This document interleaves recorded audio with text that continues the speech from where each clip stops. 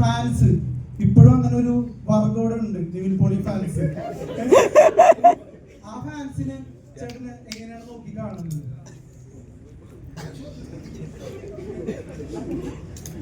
അത് എനിക്ക് തോന്നുന്നു എല്ലാ നടന്മാരും എല്ലാ നടിമാരും അല്ലെങ്കിൽ എല്ലാ ടെക്നീഷ്യൻസ് സിനിമയിലുള്ള എല്ലാവരും കടന്നു പോകുന്നൊരു ഫേസാണ്. ഒരു കേട്ടറിഞ്ഞങ്ങളിലൂടെ എനിക്ക് കടന്നു പോകും. അപ്പോൾ എനിക്ക് ഉയർച്ച ഉണ്ടായിട്ടുണ്ട്, താഴ്ച ഉണ്ടായിട്ടുണ്ട്. അത് നല്ലതാണെന്നാണ് ഞാൻ മനസ്സിലാക്കുന്നത്. നമുക്കൊരു പ്രശ്നങ്ങൾ വരുമ്പോൾ അല്ലെങ്കിൽ ആ സമയത്ത് നമുക്ക് എന്തൊക്കെ ചെയ്യാൻ പറ്റും, എന്താണ് അതിന് പഠിക്കാൻ പറ്റുക, എന്താണ് നമുക്കത് ഇമ്പ്രൂവ് ചെയ്യാൻ പറ്റുന്നത്, ഇതെല്ലാമാണ് ഞാൻ ചിന്തിച്ചുകൊണ്ടിരുന്നത്. ചിലപ്പോൾ സ്ക്രിപ്റ്റ് സെലക്ട് ചെയ്യേണ്ടതാണോ അല്ലെങ്കിൽ ടീം സെലക്ട് ചെയ്യേണ്ടതാണോ, അങ്ങനെ പല പല വിഷയങ്ങൾ അതിനകത്ത് വരാം. സർവമായ ദൈവാനുഗ്രഹം കൊണ്ട് ഒരു പ്രേക്ഷകർ ഏറ്റെടുത്തു. നമുക്ക് ഇത്രയും വലിയ വിജയമാണെന്ന് വിചാരിച്ചൊരു സിനിമയൊന്നല്ല സർവമായ. പക്ഷെ അതിൻ്റെ ഒരു റൈറ്റിങ്ങിൻ്റെ ക്വാളിറ്റിയും അതിൻ്റെ ഒരു മേക്കിംഗ് ക്വാളിറ്റിയും എല്ലാം പ്രേക്ഷകർക്ക് കണക്റ്റായി, അവർക്ക് ഇമോഷണലി ആ സിനിമ കണക്റ്റായി എന്നുള്ളതാണ് ആ സിനിമയുടെ വിജയം. എക്സൈറ്റഡ് ആണ് ഇതൊരു ബിഗ് സ്ക്രീനിൽ കാണാൻ. കാരണം ഒരു 24 hours നടക്കുന്ന ഒരു സബ്ജക്റ്റാണ്. അപ്പോൾ അത് ഇത്രയും ദിവസം ഷൂട്ട് ചെയ്ത് ഇതെങ്ങനെയാണ് വന്നിരിക്കുന്നത് എനിക്കും വളരെയധികം ക്യൂരിയസ് ആണ് ഇത് കാണാൻ വേണ്ടിയിട്ട്. സോ എല്ലാവരും തിയേറ്ററിൽ തന്നെ പോയി കാണണം.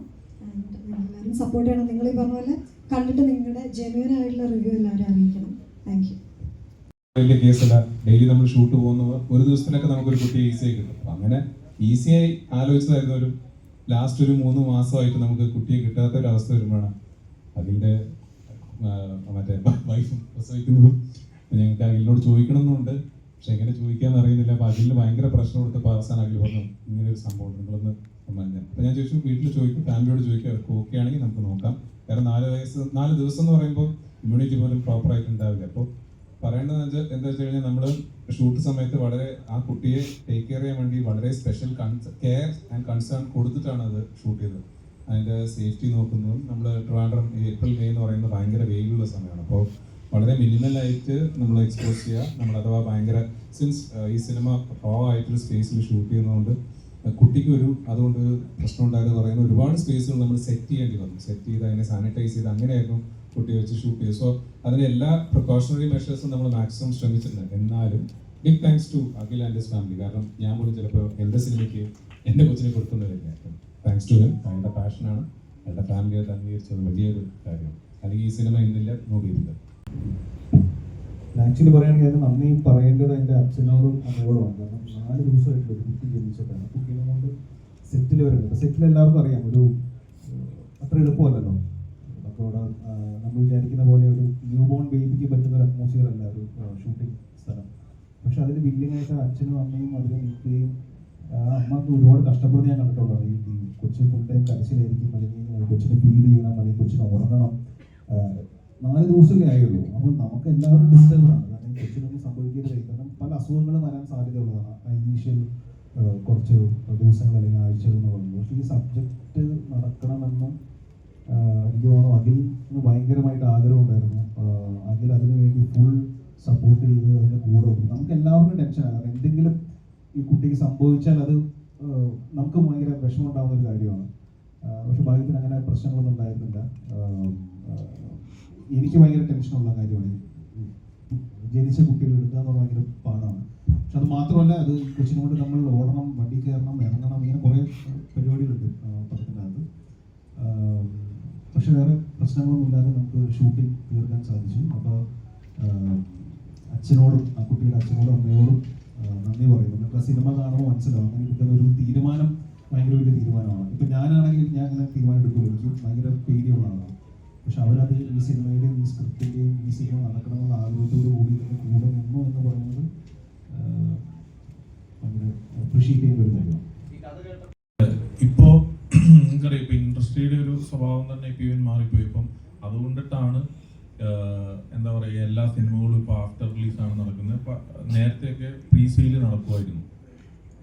ഇപ്പോൾ അങ്ങനെയുള്ളൊരു കുറേ നാളുകളായിട്ട് ഇപ്പം പ്രൊഡ്യൂസേഴ്സ് അനുഭവിക്കുന്ന ഒരു വിഷയം തന്നെ എന്താണെന്ന് വെച്ചാൽ എല്ലാ ആർട്ടിസ്റ്റുകൾക്കും തന്നെ പ്രീ സെയിൽ നടക്കുന്നില്ല എന്നുള്ളൊരു കാര്യമുണ്ട്. കാരണം ഇപ്പോൾ ആമസോൺ കുറേ നാളുകളായിട്ട് പടം വാങ്ങുന്നില്ല. നെറ്റ്ഫ്ലിക്സ് നിങ്ങൾക്ക് നോക്കിയാൽ അറിയാം, കുറേ നാളുകളായിട്ട് പടം വാങ്ങിയിട്ടില്ല. ഇപ്പോൾ ലാസ്റ്റ് എക്കോയാണ് വാങ്ങിയിരിക്കുന്നത്. അപ്പോൾ അതുകൊണ്ടിട്ട് സെയില് നടക്കുന്നില്ല പൊതുവെ. ആഫ്റ്റർ റിലീസ് പടം ഹിറ്റാണെങ്കിൽ അന്നേരം വാങ്ങുന്നുണ്ട്. ഇപ്പോൾ എന്താണെന്ന് വെച്ച് കഴിഞ്ഞാൽ പടങ്ങൾ കണ്ടിട്ട് അത്ര കോൺഫിഡൻസ് തോന്നുന്ന പടങ്ങൾ അവർ വാങ്ങുന്നുണ്ട്. ഇപ്പോൾ സ്റ്റാർട്ടായിട്ടുണ്ടെന്ന് തോന്നുന്നു. കാരണം നമ്മുടെ ഈ പടം അവർ കാണുകയും അവർക്ക് കണ്ട എല്ലാവർക്കും ഒരേ രീതിയിൽ ഇഷ്ടപ്പെടുകയും ചെയ്തുകൊണ്ടിട്ട് സെയിലാവാതിരിക്കുന്ന സമയത്ത് റീസെയിലായ പടവും കൂടിയാണ് ബേബി ഗേൾ എന്ന് പറയുന്ന സിനിമ. അപ്പോൾ എന്നാണ് പറയപ്പെടുന്നത്. ഒരു കുടുംബത്തിലെ ഏകാത്മാനിയായ ആത്മഹത്യ ചെയ്തു. ഇത്തരം സബ്ജക്റ്റുകളൊക്കെ എഴുതാൻ താങ്കൾ പോലുള്ളവർക്ക് കഴിയുള്ളൂ ഞാനൊക്കെ വിശ്വസിക്കുന്നത്.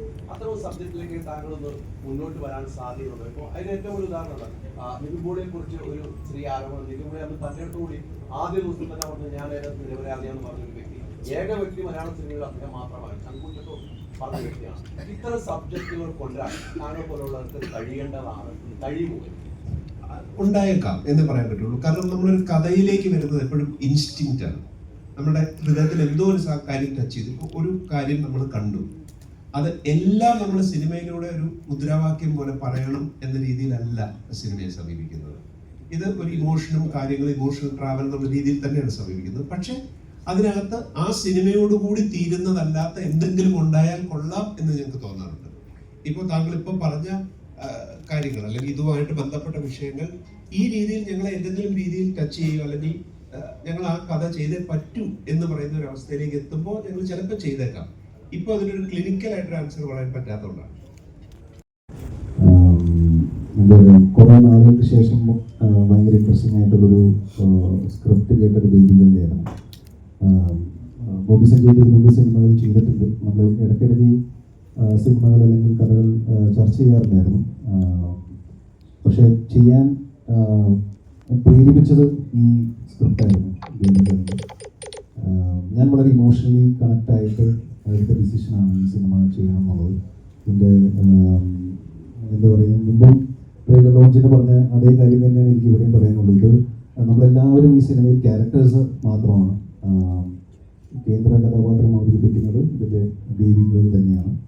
ഇതിൻ്റെ കഥയും ഈ ബേബികളുമാണ് ഇതിൻ്റെ മെയിൻ. ബാക്കി എല്ലാം നമ്മളതിൻ്റെ സപ്പോർട്ടിംഗ് ആയിട്ടുള്ള ആക്ടേഴ്സും ആക്ട്രസും എല്ലാമാണ്. അപ്പം ഇത് സംസാരിക്കപ്പെടേണ്ട ഒരു വിഷയമാണെന്ന് തോന്നി. ഇതിനെ ചുറ്റിപ്പറ്റി ഉണ്ടാകുന്ന വാർത്തകൾ മാധ്യമങ്ങളിലും അല്ലെങ്കിൽ ന്യൂസിലൊക്കെ വരുമ്പോൾ ഭയങ്കര ഡിസ്റ്റർബ്ഡ് ആകുന്ന ഒരാളായിരുന്നു ഞാൻ. അപ്പോൾ അതിനെ പറ്റിയുള്ള ഒരു സിനിമയായിട്ട് വരുമ്പോൾ അതിൻ്റെ ഒരു ഭാഗമാവണം തോന്നിയെടുത്തൊരു ഡിസിഷനാണ് ബേബികൾ ചെയ്യാന്നുള്ളത്. ഈ സിനിമയുടെ പിന്നിലൊരു കോസ് ഉണ്ട്. അതെല്ലാം നമുക്ക് സിനിമ കണ്ടു കഴിയുമ്പോൾ മനസ്സിലാവും, അല്ലെങ്കിൽ ക്ലൈമാക്സ് കാണുമ്പോൾ നമുക്ക് മനസ്സിലാവും ഈ സിനിമ നമ്മളെല്ലാവരും പ്രേക്ഷകർക്ക് മുമ്പിൽ പ്രസൻറ്റ് ചെയ്യുന്നതിൻ്റെ റീസൺ എന്താണെന്നുള്ളത് ഇതിൻ്റെ എന്താകുമ്പോൾ നിങ്ങൾക്ക് മനസ്സിലാവുന്നതാണ്. എല്ലാവരും നല്ല എഫേർട്ട് എടുത്ത് സിനിമ ചെയ്തിട്ടുണ്ട്. അതിനാണെങ്കിലും വളരെയധികം എഫേർട്ട് എടുത്ത് ചെയ്തതാണ്. പ്രൊഡക്ഷൻ്റെ സൈഡിൽ നിന്നാണെങ്കിലും എല്ലാവിധ സപ്പോർട്ടും അവർക്ക് കിട്ടിയിട്ടുണ്ട്. അപ്പോൾ ഒരു നല്ല സിനിമ പ്രസൻറ്റ് ചെയ്യാൻ പറ്റുമെന്നുള്ളൊരു പ്രതീക്ഷയിലാണ് ഞങ്ങൾ 23-ാം തീയതി വരുന്നത്. പക്ഷേ എല്ലാ പ്രേക്ഷകരാണ് തീരുമാനിക്കുന്നത്. പ്രേക്ഷകർക്ക് വിട്ടുതരികയാണ്. നിങ്ങൾ സിനിമ കാണുക, കണ്ട് ഇഷ്ടപ്പെടുമെന്ന് ഞങ്ങൾ വിശ്വസിക്കുന്നു. സപ്പോർട്ട് ഉണ്ടാവുമെന്ന് വിശ്വസിക്കുന്നു. നമ്മൾ ഒരുപാട് പ്രൊമോട്ട് ചെയ്ത് അല്ലെങ്കിൽ ഒരുപാട് ഇൻ്റർവ്യൂസോ അല്ലെങ്കിൽ അങ്ങനെ ചെയ്യാൻ പറ്റുന്ന ഒരു സിനിമയല്ല. അത് നിങ്ങൾക്ക് സിനിമ കണ്ടാലാണ് മനസ്സിലാവുള്ളൂ. നമുക്ക് ഇങ്ങനെ പോകാൻ പറ്റുള്ളൂ. അതുകൊണ്ടാണ് നമ്മളത്രയും ഇതായിട്ട് പോകുന്നത്. അപ്പോൾ നിങ്ങളെല്ലാവരും കൂടെ ഉണ്ടാവണം. ക്യാരക്ടേഴ്സും എല്ലാം അങ്ങനെ വളരെ ഇൻറ്റൻസ് ആയിട്ടുള്ള ക്യാരക്ടേഴ്സാണ്. ഇതിലുള്ള എല്ലാവരും ഇപ്പോൾ നീഞ്ചാൻ കുറച്ചു മുമ്പ് പറഞ്ഞ പോലെ ഇതിലങ്ങനെ ഒരു നായിക അല്ലെങ്കിൽ നായകൻ അങ്ങനെയല്ല. ഇതിൻ്റെ കഥ തന്നെയാണ് ഇതിനെ ലീഡ് ചെയ്യുന്നത്.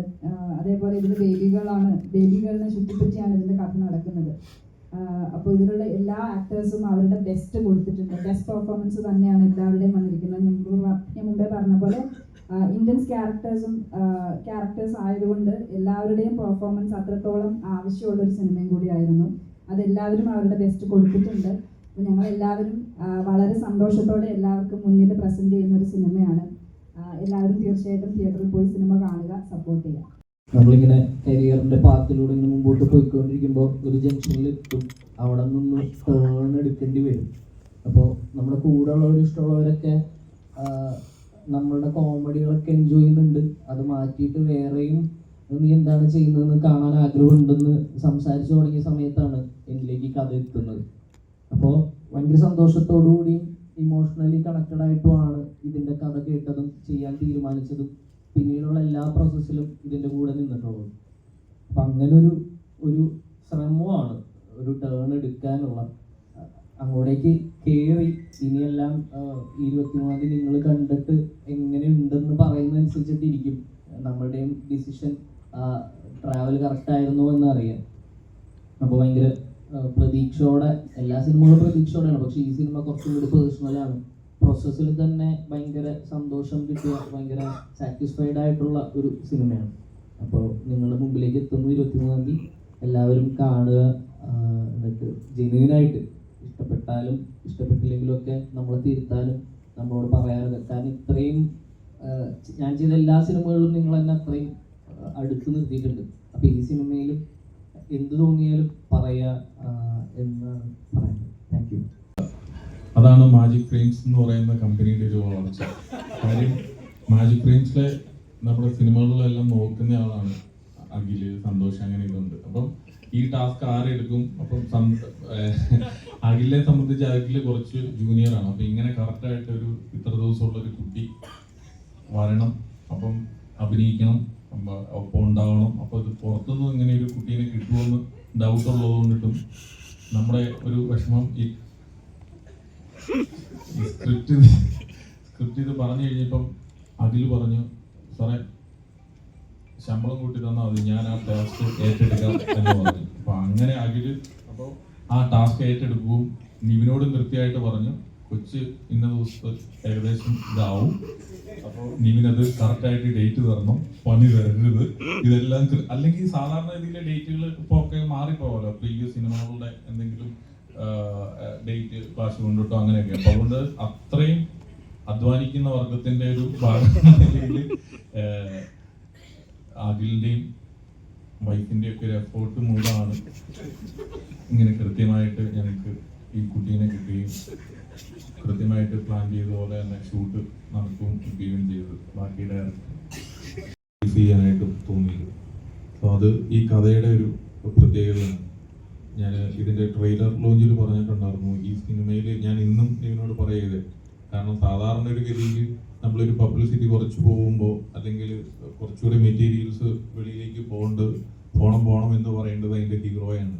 അപ്പൊ നിവിൻ തന്നെയാണ് ഇപ്പം പറഞ്ഞ എല്ലാം കറക്റ്റാണ്. പടം ഇറങ്ങി കഴിഞ്ഞിട്ടാണ് ഓഡിയൻസ് പറഞ്ഞിട്ടേ ഉള്ളൂ നമ്മൾ ഇത് ചെയ്തിട്ട് കാര്യമുള്ളൂ. കാരണം ഞങ്ങൾ തന്നെ ഒരുമിച്ച് ചെയ്ത സിനിമകളിലൊക്കെ ഞങ്ങൾ പബ്ലിസിറ്റിയുടെ ഒക്കെ അല്ലെങ്കിൽ ഒരു എക്സ്ട്രീം ലെവൽ വരെ ഞങ്ങൾ ചെയ്തിട്ടുണ്ട്. അപ്പോൾ സിനിമ ഹിറ്റാണെങ്കിൽ അല്ലെങ്കിൽ നല്ല പോസിറ്റീവ് പറഞ്ഞു കഴിഞ്ഞാൽ മാത്രമേ ഉള്ളൂ സിനിമ വർക്കൗട്ട് ആവുള്ളൂ എന്ന് തീർച്ചയായിട്ടും മനസ്സിലാക്കുന്ന ഒരു പ്രൊഡ്യൂസറൂടെയാണ്. അപ്പോൾ അതുകൊണ്ടിട്ട് നമുക്ക് എല്ലാവർക്കും പബ്ലിസിറ്റി ആവശ്യമാണ്. ഈ സിനിമയിൽ ഒരു ഹ്യൂമറില്ല, ഒരു പാട്ടില്ല, അങ്ങനെ ഒത്തിരി പ്രശ്നങ്ങളൂടെ ഉണ്ട്. അപ്പോൾ സിനിമയാണ് സംസാരിക്കേണ്ടത്. അപ്പം ആ സിനിമ 23-ാം തീയതി ഇറങ്ങുമ്പോൾ മനസ്സിലാവും ഞങ്ങൾ ഇവിടെ ഒരു ലിമിറ്റേഷൻസ് എന്തൊക്കെയായിരുന്നു എന്നുള്ളത് സിനിമ ഇറങ്ങി കഴിയുമ്പോൾ മനസ്സിലാവുള്ളൂ.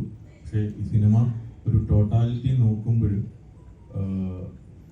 എന്താണ് എല്ലാവരും ഹാപ്പി ആയിട്ടുള്ളൊരു മൊമെൻ്റാണ്. കാരണം ഇപ്പം തന്നെ ഈ സിനിമകളൊക്കെ അറിയാം, എല്ലാവരുടെയും എല്ലാ സിനിമകളും ബിസിനസ് പോലും ഇപ്പോൾ നടക്കുന്നില്ല. അങ്ങനത്തെ ഒരു പശ്ചാത്തലത്തിൽ ഈ സിനിമ നമുക്ക് പ്രീവിയസ് ആയിട്ട് ഇതിൻ്റെ ഒരു ബിസിനസ് കൂടെ നടക്കുക എന്ന് പറയുന്നത് അതൊരു വലിയൊരു കാര്യമായിട്ടാണ് തോന്നുന്നത്. കാരണം വലിയ എക്സ്പെക്ടേഷനോടെ ഇല്ലാതെ വന്നു കഴിഞ്ഞാൽ വളരെ ഫുൾഫില്ലിംഗ് ആയിട്ടൊരു എക്സ്പീരിയൻസ് ആയിരിക്കും എന്നാണ് ഞങ്ങൾ വിശ്വസിക്കുന്നത് ഈ സിനിമ വർക്ക് ചെയ്തിട്ടുണ്ടാവും. സോ ഓവർവെൽമിംഗ് ആയിട്ടുള്ള എക്സ്പീരിയൻസ് ആയിരിക്കും, ഫുൾഫില്ലിംഗ് ആയിട്ടുള്ള എക്സ്പീരിയൻസ്. എല്ലാവർക്കും കണക്ട് ചെയ്യാൻ പറ്റാവുന്ന, ഫാമിലി ആയിട്ട് വരാൻ പറ്റാവുന്ന, ഫ്രണ്ട്സ് ആയിട്ട് വരാൻ പറ്റാവുന്ന, എല്ലാവർക്കും അവരുടേതായ ചെറിയ ചെറിയ പാർട്സ് അവർക്ക് കണക്ട് ചെയ്യാൻ പറ്റാവുന്ന ഒരു സിനിമ കൂടിയാണ്. സോ കാണണം, വിജയിപ്പിക്കണം, എല്ലാവരുടെയും സപ്പോർട്ട് ഉണ്ടാവും. Thank you.